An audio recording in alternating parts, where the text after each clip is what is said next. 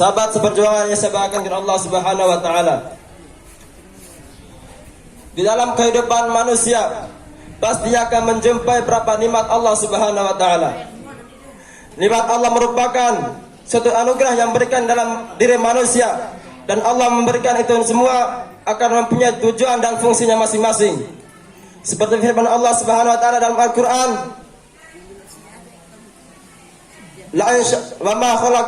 wa ma khalaqtul jinna wal ins illa liya'budun. Tidak aku ciptakan jin dan manusia kecuali untuk beribadah kepada Allah Subhanahu wa taala. Itulah tujuan Allah memberikan nikmat kepada kita. Salah satunya adalah menghambakan diri, mengabdikan diri kepada Allah Subhanahu wa taala semata. Karena kita adalah ciptaan Allah dan kita semua bisa hadir dan bisa berkumpul hanya nikmatnya Allah Subhanahu wa taala. Allah Subhanahu wa taala memberikan kita nikmat, dan cara kita mensyukuri nikmat Allah Subhanahu wa taala ada dua. Yang pertama bil lisan, yang kedua bil qaul, bil amal. Yang pertama dengan lisan. Cara kita mensyukur nikmat Allah Subhanahu wa taala dengan lisan ialah mengucapkan kata alhamdulillah. Kata alhamdulillah ringan diucapkan namun berat timbangannya di sisi Allah Subhanahu wa taala. Itulah cara kita mensyukuri nikmat Allah Subhanahu wa taala dengan mengucapkan kata alhamdulillah. Yang kedua mensyukuri nikmat dengan cara bil amal, dengan perbuatan. Cara kita mensyukuri nikmat Allah Subhanahu wa taala dengan perbuatan adalah seperti ini: menghadiri majelis, salat berjemaah, menghadiri sekolah pendidikan, dan semuanya bertuju kepada ridhonya Allah Subhanahu wa taala. Itulah salah satu tujuan kita mensyukuri nikmat Allah Subhanahu wa taala dengan perbuatan. Dan Allah berjanji dalam Al-Qur'an, la in syakartum la azidannakum wa la in kafartum inna adzabi lasyadid. Di sini ada dua konteks di sini. Barang siapa yang mensyukur atas nikmat Allah Subhanahu wa taala maka Allah akan tambahkan, dan barang siapa yang kufur maka sungguh azab Allah sangat pedih. Jika seorang hamba pada hari ini selalu sehat, ia bisa berjalan, ia bisa berbicara, maka esok harinya kita lihat dia lumpuh, dia frustasi dan segala bentuk ketakutan lainnya. Itu semua merupakan dia kena dengan firman Allah yang kedua, wala in kafartum inna adzabi lasyadid. Sungguh azab Allah sangat pedih. Begitu pula sebaliknya, jika ada seorang hamba yang hari ininya sehat, besoknya tetap sehat, berarti ia kena firman Allah SWT, la in syakartum la azidannakum. Barang siapa yang kufur maka Allah tambahkan nikmat padanya. Barang siapa yang kufur maka Allah tambahkan nikmat padanya. Barang siapa yang syukur maka Allah tambahkan nikmat padanya.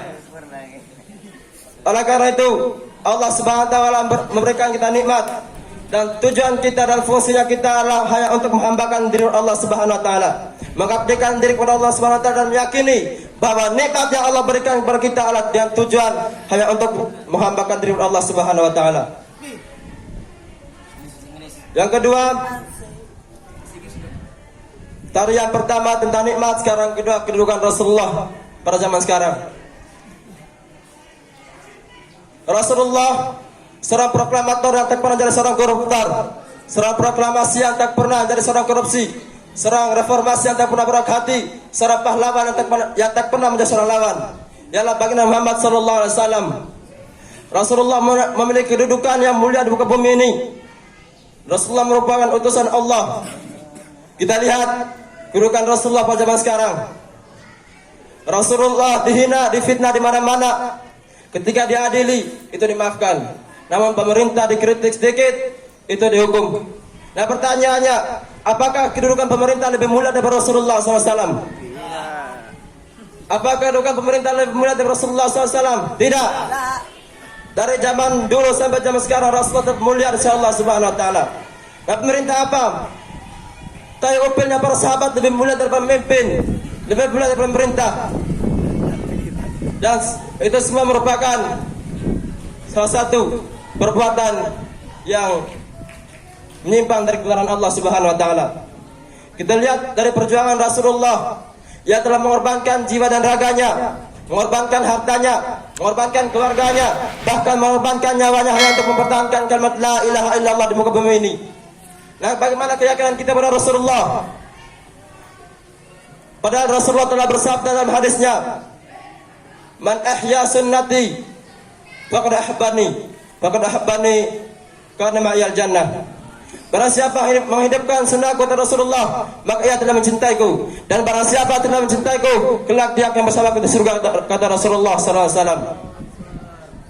Kita lihat perjuangan Rasulullah ketika di negeri Taif, dilempar dengan kotoran unta, batu-batuan. Akhirnya Rasulullah bermandiran darah, bercucuran darah. Kemudian datang mereka penjaga gunung. Ya Rasulullah, tinggal engkau angkatkan tanganmu, niscaya aku akan bantingkan gunung ini. Apa kata Rasulullah? Sabar. Nanti yang Rasulullah harapkan adalah penerusnya. Sebentar nanti keturunannya akan mau beriman kepada Allah Subhanahu wa taala. Terus yang ketiga yang sampaikan adalah pemuda. Talking about young men, talking about our silver. Right? Yes. Because of our young generation. But what interesting in talking about it? You people believe that it's very important period of someone's life because of the proud, the bomb of Sokibek forces verily the life of the progress of the nation lies on the eighth young generation. Young generation have big burden and responsibility or on their shoulder. My brother in Islam, berbicara masalah pemuda berarti kita membicarakan diri kita sendiri.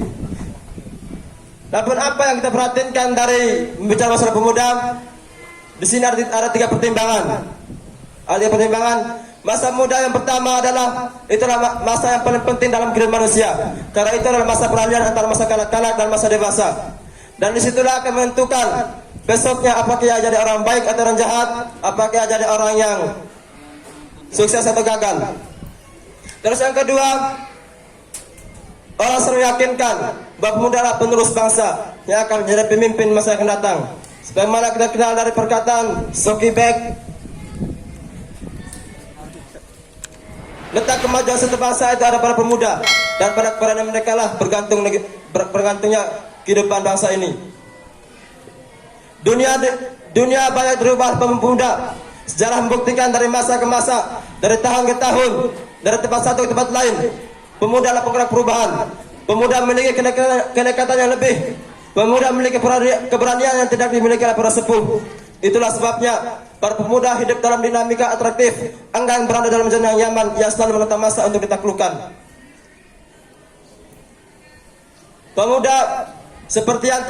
Pemuda di dunia ini banyak merubah haluan bangsa, seperti peristiwa proklamasi, runtuhnya Orde Baru dan bangkitnya era reformasi.